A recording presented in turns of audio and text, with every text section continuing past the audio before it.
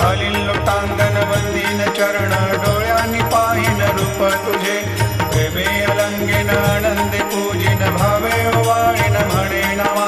त्वमेव माता पिता त्वमेव त्वमेव बंधु सखा त्वमेव त्वमेव विद्या द्रविणं त्वमेव त्वमेव सर्वं मम देवदेव कायेन वाचा मनसेन्द्रियैर्वा बुद्ध्यात्मना वा प्रकृतिस्वभावात् करोमि यद्यत् सकलं परस्मै नारायणायति समर्पयामि अच्युतं केशवं रामनारायणं कृष्णदामोदरं वासुदेवं हरिं श्रीधरं माधवं गोपिकावल्लभं जानकीनायकं रामचन्द्रं भजे हरे राम